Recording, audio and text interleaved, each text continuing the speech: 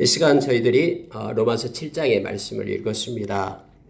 여러분, 로마서 7장에서는 율법과 그리고 은혜에 대해서 바울 사도는 계속해서 3장부터 계속 연결해서 오면서 우리에게 말해주고 있는데, 특히 바울 사도가 오라 나는 공관자로다, 내가 내 속에 선한 것이 없다라고 말하면서 내가 하고 싶은 선은 행하지 않고 하기 싫은 미워하는 그러한 악을 행하고 있다 하면서 자기가 공관자인데 누가 이 이란 내 자신을 건져내 줄까?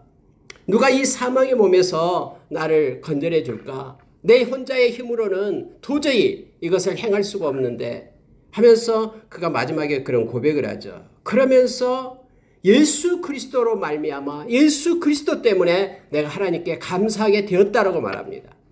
그 이유가 뭐냐면은 내 마음으로는 하나님의 법을 섬기고, 그런데 우리 내 육신은 이 죄의 법을 그렇게 섬기고 가는데, 예수 그리스도가 없었다면은 나는 영원히 이 육신이 그렇게 따르는 섬기고 있는 그런 죄의 법에 의해서 사망에 이를 수밖에 없는데, 죄와 사망의 그 법에서 예수님 때문에 생명의 그런 성령의 법이 이 죄와 사망의 법에서 나를 해방시켰다 하면서 하나님께 결론적으로 감사드리고 있는 그런 바울 사도의 모습을 보게 됩니다.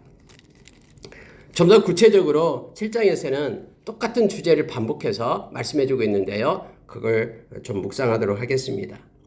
하나의 법이 있다라고 얘기합니다. 그런데 이 법이 지금 예를 들고 있는 법이 뭐냐면요, 내가 법 아는 자들에게 말한다 하면서 법에 대해서 말씀하는데, 그 남편 있는 여인이 남편 생전에 법으로 그에게 매인받는다. 그런데 만약에 남편이 죽으면은, 그러면은 남편의 법에서 이 여인은 벗어나게 된다라는 거예요. 남편이 버젓이 있는데 만약에 여자가 다른 남자하고 결혼을 한다 그러면은 이 여자는 이제 음녀가 된다라는 거죠. 어떤 이혼도 하지 않고 그냥 다른 남자하고 살고 있다 그러면요. 근데 만약에 남편이 없어요. 사별을 했어요. 그러면은 이 여자가 다시 재혼을 한다고 해도, 그러니까 재혼한다고 해도 이것은 그 죽은 남자의 그런 법에서는 벗어나게 된다라는 거예요. 그렇게 지금 7장 1절부터 그 얘기를 하고 있습니다. 그 왜 이 얘기를 하냐면요, 하나의 비유를 말하게 주고 싶어서 지금 얘기하고 있는 내용이에요. 뭐냐면 4절을 보십시오.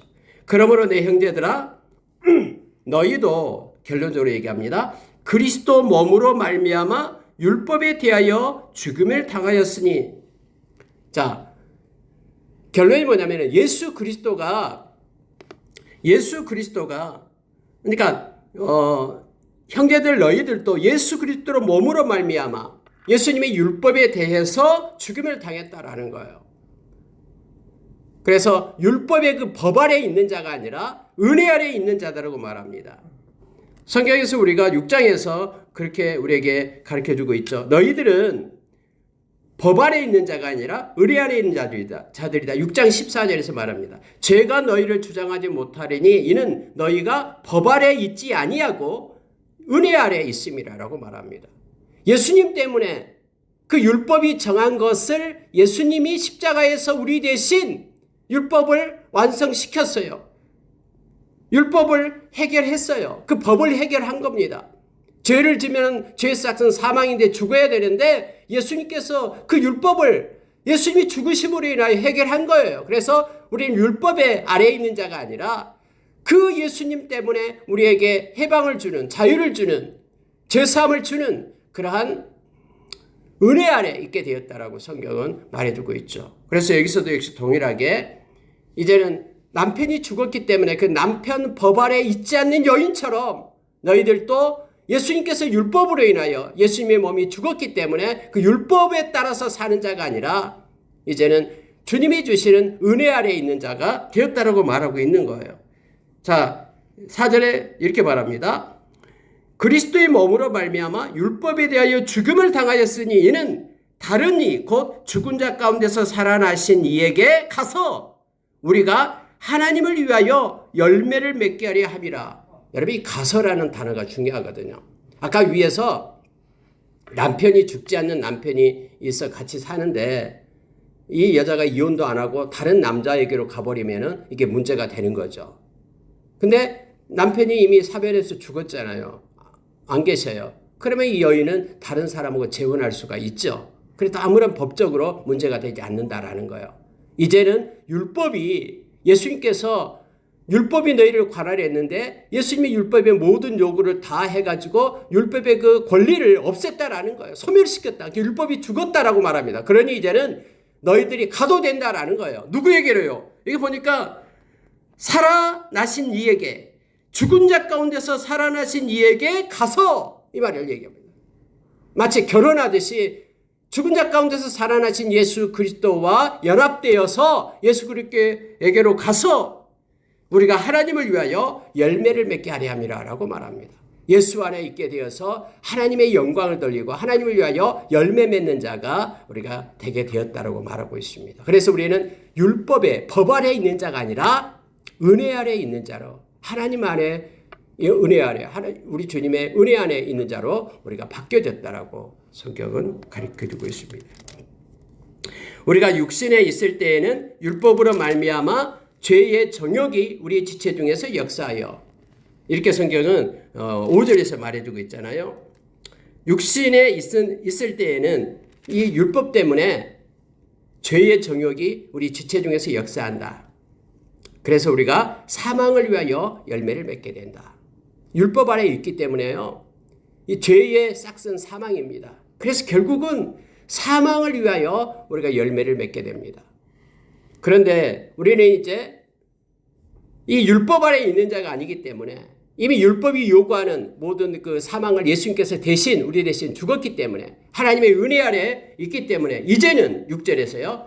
우리가 얽매였던 것에 대해서 죽었으므로 율법에서 벗어나게 되었다고 말합니다. 그러므로 우리의 영에 새로운 것으로 섬길 것이요 율법 조문에 묵은 것으로 아니할지니라. 이미 우리는 율법이라는 집에서 떠났어요. 여인이 남편이 죽으면은 거기서 떠난 것처럼 율법에 의해서 우리가 죽게 된 거예요. 예수님 대신 죽었기 때문에 이미 율법에 얽매이면서 떠나버렸어요. 그래서 우리는 새롭게 다시 예수님께로 온 겁니다. 예수님께 가서 예수님 은혜 안에 우리가 거하는 자가 되었다라고 성경 말합니다. 그러니 이제부터는 율법의 조문에 묵은 것으로 우리가 하나님을 섬기는 것이 아니라 이제는 새로운 피조물이 되어서 예수 안에서 고린도후서 5장 17절의 말씀처럼 예수 안에 있으면 새로운 피조물이 된 거예요. 새로 태어난 거예요. 그래서 새 언약 백성이 되었다라고 말합니다. 그들은 우리가 영의 새로운 것으로 이제는 하나님을 섬겨야 된다. 은혜 안에서 하나님을 섬기는 자로 우리가 바꿔졌음을 성경은 말해주고 있습니다. 그런데 여러분, 문제가 발생을 합니다. 그럼 우리가 죄를 짓지 않습니까? 이 문제가 발생을 하죠. 산 가운데 그럼 우리는 죄를 짓지 않습니까? 다 거룩한 모습으로만, 의로운 모습으로만 사는 것이 아니잖아요. 우리가 은혜 아래에 있어서 이제는 하나님의 의로운 자가 되었습니다. 그런데 우리의 삶은 그러면은 죄 가운데 있으면 어떻게 됩니까? 우리가 이런 내용이 지금 7장에서 말해주고 있는 내용입니다. 여러분, 오늘 새벽에도 말씀을 나눴습니다만은 끊임없이 그럼에도요, 약한 사탄은 우리 주변을 맴돌면서 우리를 유혹하고 있습니다. 죄에 빠지도록 유혹하고 있는 거예요. 근데 여러분, 만약에 우리가 죄를 계속해서 짓고 그걸 깨닫지 못한다면은 우리는 어쩌면은 크리스천이 아닐지도 몰라요. 예수 믿는 사람이 아닌지도 몰라요. 여러분, 예수 믿는 사람은요, 죄의 법에서 해방이 되었어요. 그래서 우리가 연약한 육신 때문에 때로는 잠깐 죄를 짓지만은 우리는 회개를 합니다. 그리고 하나님께로 돌아옵니다. 만약에 이게 없다 그러면은 계속해서 죄 가운데 습관적으로 짓고 간다 그러면은 우리는 어쩌면은 다시 예수 그리스도를 진심으로 영접해야 됩니다. 성령님께서는요, 우리에게 가르쳐 주죠. 요한복음 16장 8절 이하에서요. 죄에 대해서, 의에 대해서, 심판에 대해서 우리를 계속해서 책망하셔요. 그래서 우리가 회개하지 않으면 안 됩니다. 그러니까 회개할 수밖에 없게끔 성령 우리를 책망하셔요. 그러면 성령의 책망을 받으면서 성령을 회방하지 않고 성령의 인도하심 따라서 우리가 하나님 앞에 회개를 하게 되죠. 예수님의 보혈을 힘입고 말입니다. 자, 여러분, 이 세상에서 우리는 죄로부터 자유로울 수가 없습니다. 우리 육신을 갖고 있는 이상. 계속해서 그러나 우리가 늘 하나님께서는 우리에게 그래서 성령님을 주신 거예요. 성령께서는 우리로 하여금 하나님을 사랑하는 마음을 부어주고 너 그거 죄잖아 하면서 우리의 양심에 성령님은 그렇게 책망을 주셔요. 히브리서 12장에 보면은 만약에 이런 책망이 없다 그러면은 너희들은 사생자라고 얘기합니다. 사생아예요, 사생아. 하나님의 자녀가 아니에요. 하나님의 자녀가 되면은요, 우리가 나쁜 짓 하고 거짓말하고 이렇게 잘못된 일을 하면은 하나님이 가만 안 두죠. 그래서 우리로 하여금 고난 가운데 있게 하고, 그래서 우리가 회개하고 주님께로 돌아와서 세 가지 것을 행하게끔 한다고 말하잖아요. 거룩함을 회복하게끔 해요. 이것은 회개해야지만이 거룩하게 되는 거예요. 그래서 우리로 하여금 이렇게 회개하고 거룩함을 갖게끔, 거룩하다라는 것은 구별해서 하나님 편의 선자로, 세상이 좋아서 세상으로 쫓아가는 자가 아니라 하나님 편의 선자로, 그래서 하나님의 의를 행하고 하나님의 평강을 누리는 삶을 살게 하기 위하여 그렇게 행한다고 히브리서 12장에서 우리에게 가르쳐 줍니다. 이 세상에 우리는 죄로부터 자유로울 수가 없어요. 이 세상에는 우리가 육체로 살아가는 한 죄로부터 자유롭지 못합니다. 사탄의 권세가 지배하는 이 세상에서 죄는 끊임없이 우리를 괴롭힐 겁니다. 하지만은 죄 많은 이 세상에서 승리하며 살아갈 수 있도록 예수님은 우리에게 보혜사 성령님을 보내주신 것입니다. 그래서 성령님과 함께 죄와 맞서서 싸울 수 있는 힘을 우리에게 주셨어요. 매일매일 매 순간마다. 그래서 우리는 영적 그러한 싸움을 해야 됩니다. 승리의 비결이 뭐냐면요, 우리 자신의 지혜와 우리 자신의 힘을 의지하고 우리 자신의 지식을 가지고 행하려고 하면은 우리는 백전백패예요.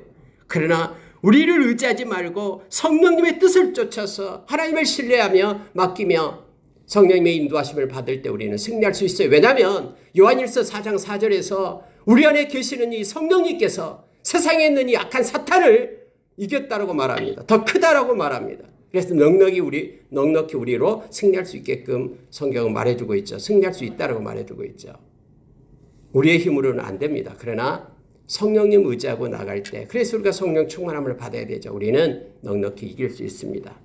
마귀를 대적하라 그러면 너희를 피하리라라고 우리에게 성경은 말씀해 줍니다. 사탄을 이길 수 있는 방법을 성경에서는 네 가지를 가르쳐줘요. 첫째는 뭡니까? 예수님과 연관되잖아요. 예수님의 이름의 권세. 내 이름으로 귀신을 쫓아내고 해서 예수님의 권세를 가지고 살아갈 때 우리 이길 수 있어요. 예수님의 보혈. 우리가 요한계시록 12장 11절에서 예수님의 그 보혈, 그의 피와 그를 증언한 말씀이, 그들이 증언한 말씀이 그를 이겼다라고 말하잖아요. 다시 말하면 그다라는 것은 악한 사탄을 얘기합니다. 예수님의 보혈이 사탄의 결박을 끊어버려요. 히브리서 2장에 보면은 그래서 예수님의 그 십자가의 보혈로 인하여 사단의 그러한 권세가 없어져 버리고 우리를 동여매고 끌고 가던 그 줄을 예수님의 보혈로 인하여 결박을 끊어내는 거예요. 끊어내서 우리로 하여금 자유케 했다라고 성경은 말합니다. 예수님의 보혈에 죄사함이 있기 때문에 예수님의 보혈이 악한 자를 이겼다라고 말합니다. 또 예수님의 말씀, 우리가 에베소서 6장 17절에서 이 말씀이 성령의 검이 되어 있잖아요. 이 성령의 검, 말씀이 이깁니다. 그를 증언한 말씀, 그들이 증언한 말씀이 그를 이겼다라고 말하고 있죠. 그래서 말씀은 생명이 있기 때문에요, 말씀을 가지고 있을 때 우리는 사탄을 이겨낼 수 있습니다. 말씀으로 인하여 우리가 승리를 하게 됩니다. 우리가 디모데후서 3장 16절 17절에서 이 말씀에 대해서 말해주고 있잖아요. 말씀이 하나님의 사람으로 온전케 하고 이 땅에서 선을 행할 수 있는 능력을 말씀으로부터 공급받는다라고 말하고 있습니다. 또 하나는 여러분, 예수님의 영이죠. 성령님이에요. 그래서 성령님과 함께할 때 우리는 이길 수 있어요. 성령님, 우리 예수님께서도 말했잖아요. 성령님께서 우리에게 보혜사 성령을 주셔서 이 악한 세상에서 우리로 하여금 승리하게끔 합니다. 에베소서 4장 30절에서는 이 예수님은, 성령님은 우리를 떠나지 않는다고 약속했어요. 구원의 날까지 우리와 함께합니다. 그래서 우리가 성령님을 의지할 때 우리는 죄와 싸워서 이길 수 있음을 성경은 가르쳐 줍니다. 15절을 보시기 바랍니다. 내가 행하는 것을 내가 알지 못하노니 곧 내가 원하는 것을 행하지 아니하고 도리어 미워하는 것을 행함이라. 여러분, 이 고민이 바울 사도에게 있는 거예요. 바울사도뿐만이 아니에요. 모든 이 육신을 입고 있는 사람들에게는요. 때로는 내가 원하지 않는 그러한 죄를 지은 경우가 있다라고 말합니다. 지금 이렇게 말하고 있습니다. 내가 원하는 것은 행하지 아니하고 도리어 미워하는 것을 행함이라. 그래서 이렇게 말합니다. 이제는 그것을 행하는 자가 내가 아니요 내 속에 거하는 죄니라. 내 속 곧 내 육신에 선한 것에 것이 거하지 아니하는 줄을 아노니 원함은 있으나 선을 행하는 것이 없노라. 내가 원하는 바 선은 행하지 아니하고 도리어 원하지 아니한 바 악을 행하는도다. 아니 바울 사도도 이렇게 말하고 있는 거예요. 내가 원하고 바라는 그런 선을 행해지면 얼마나 좋습니까? 그런데 내가 원하지 않는 그런 악과 죄를 짓는 그런 마음이 있다라고 지금 말하고 있습니다. 이것은 우리가 이 인생 끝날 때까지 있게 될 겁니다. 그러나 그럴 때마다 우리는 성령으로 인하여 우리가 회개함으로 주께로 돌이켜야 됨을 성경은 말해주고 있습니다. 여러분, 왜 바울은 이렇게 말하면 죄를 짓는데 마치 핑계된 것처럼 보이잖아요. 바울은 자신이 아니고 죄가 악을 행한다라고 말하고 있습니까? 이게 핑계 같지 않습니까? 근데 여러분 여기서 바울이 강조하고 있는 것이 있습니다. 이건 핑계를 대는 것이 아니라 바울이 어떤 죄를 지어놓고 이건 내가 한 것이 아니라 내 안에 있는 죄가 한 것이다. 이렇게 핑계대기 위해서 이걸 한 거 아니에요. 이것을 지금 성경에 쓸 때 뭐냐면은 이거예요. 이 죄라는 것이요. 얼마나 막강한 그런 힘을 가지고 있는가를 지금 성경 우리에게 가르쳐주고 있는 거예요. 여러분 죄는요. 특히 우리가 교만할 때요. 이 죄는 우리를 이렇게 두르고 우리로 하여금 우리를 끌고 갑니다. 교만한다는 게 뭐예요? 하나님을 의지하지 않는 것이죠. 자기 자신을 의지하는 거잖아요. 하나님을 신뢰하기보다도 자기의 능력을 의지하는 거잖아요. 무슨 일을 행할 때 하나님의 말씀을 붙잡고 가야 되는데 상황에 따라서 자기의 경험과 지식, 자기 이성을 따라 행하는 것 이거잖아요. 이것이 교만이잖아요. 그래 이렇게 될 때는 죄가 가만두지 않습니다. 그것으로 인하여 넘어지게 된다고 얘기하죠. 마가복음 7장 21절에서 예수님께서 우리 마음 가운데 악한 생각으로 지은 죄에 대해서 12가지를 얘기하잖아요. 근데 그 중에요. 교만을 얘기합니다. 교만은 우리의 마음의 악한 생각에서 나온 죄예요. 하나님을 의지하지 못하고. 그래서 여러분 바울 사도는 그걸 지금 말하고 있는 거예요. 단지 이 죄가 갖는 막강한 영향력을 지금 강조하고 있는 것입니다. 바울 사도는 신자가 죄의 종에서 자유롭게 되었다고 지금 말했죠. 그러나 죄에서 완전히 자유롭지 못한 그런 긴장감을 묘사하고 있습니다. 우리는 죄에 속한 자가 아니에요. 그렇다고 해서 우리가 육신을 입고 있는 이상 죄의 영향력에서 완전히 벗어나서 우리는 이제부터는 한 번도 앞으로 죽을 때까지 죄를 짓지 않아. 이게 아니에요. 하루에도 수없이 우리의 생각 속에 우리의 마음 속에 사탄은 찾아와서 그렇게 속삭이죠. 이 죄의 영향력이 얼마나 엄청난가를 바울 사도는 자기 자신을 통해서 지금 우리에게 가르쳐주고 있는 거예요. 자기 자신도 내가 원하는 것은 원하는 선은 행하지 않고 그렇게 미워하는 것들이 내 자신을 저렇게 끌고 가고 있다고 말합니다. 그래서 내 자신의 힘으로는 나는 아무것도 할 수 없다. 오라 나는 공간 사람이로다. 이 사망의 몸에서 누가 나를 건져내랴 하면서 그가 가슴을 치면서 그렇게 통회하고 있는데 그가 하나님께서 그에게 깨달음을 주신 것이 바로 예수 그리스도. 그분이 너무너무 고맙고 감사하다라는 거예요. 하나님께 내가 감사하는 이유가 바로 예수 그리스도로 말미암아 예수님 안에 거하는 자 그가고 예수 그리스도 안에 있는 자 그는 결코 정죄함이 없게 되고 죄와 사망의 법에서 생명의 성령의 법으로 옮김을 받았기 때문에 나의 힘으로는 할 수 없으되 우리 주님께서 그것을 대신 하셨기 때문에 너무너무 감사하다라고 지금 고백하고 있는 내용을 보게 됩니다.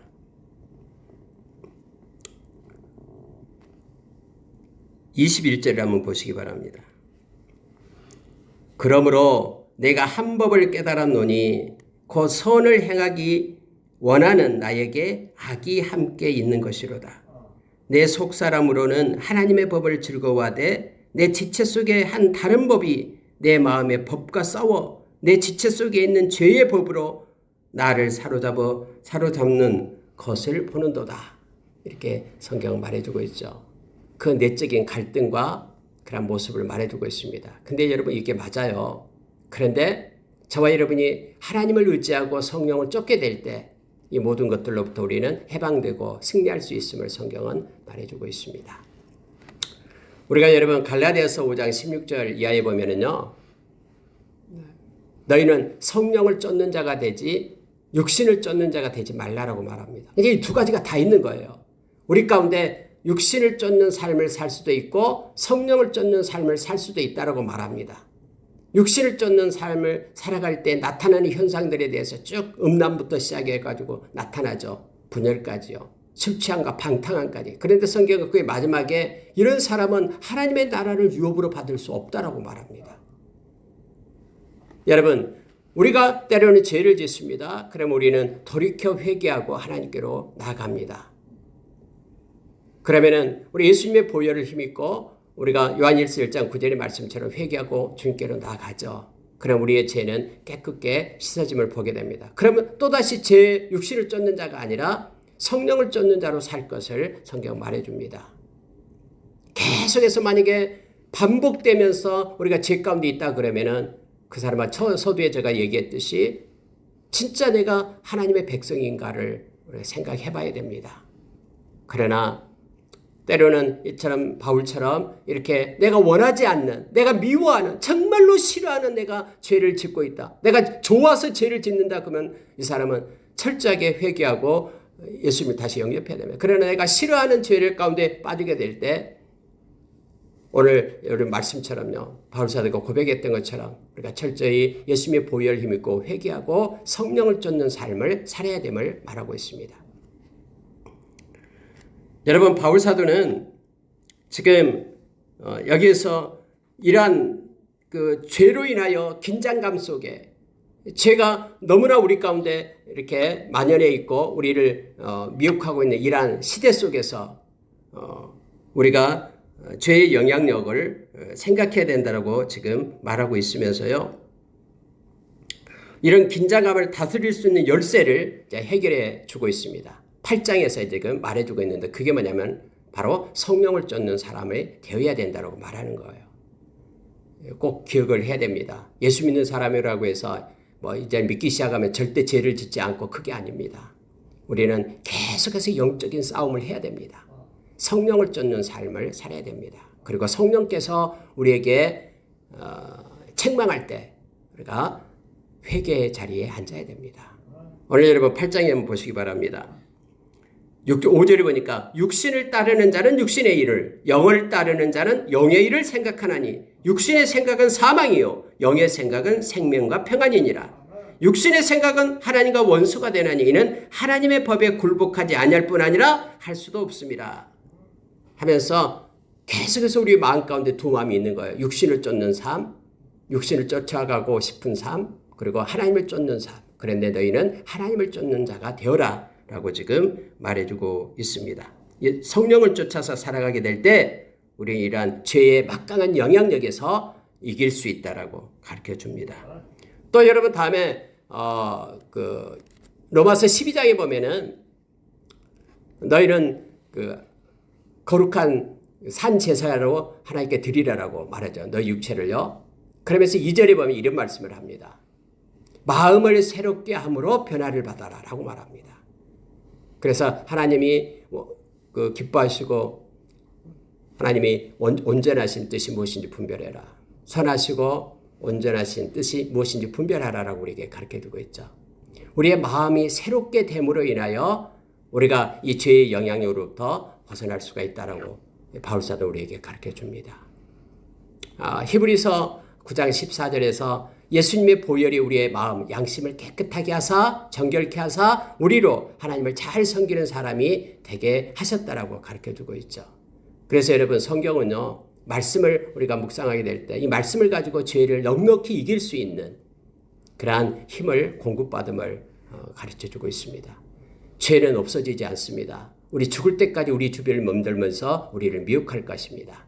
만약에 우리가 육신을 따르는 삶을 살게 될 때 우리는 죄 가운데 빠지게 되고요. 그러나 회개하고 성령을 쫓는 삶을 살게 될 때 늘 예수님의 보혈로 마음을 새롭게 함을 받게 될 때 우리는 하나님을 섬기는 하나님의 백성으로 세워지게 됨을 깨닫게 합니다. 죄와 사망의 법에서 생명의 성령의 법으로 예수 안에서 우리가 옮김을 받았습니다. 그래서 예수 안에 있는 자들은 그래서 은혜를 입은 자이고 또 이 땅에서 악한 사탄을 이기고 승리자로 설 수 있음을 가르쳐 줍니다.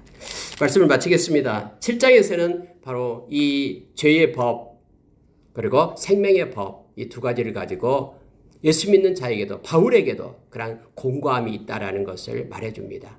우리에게 끝날 때까지 영적인 전쟁에서 말씀 붙잡고 그리고 성령을 따라서 사는 삶, 말씀으로 사는 삶, 예수님의 보혈을 의지하고 회개하는 삶, 그리고 예수 이름의 권세로 행하는 삶 살 것을 요청합니다. 기도하겠습니다.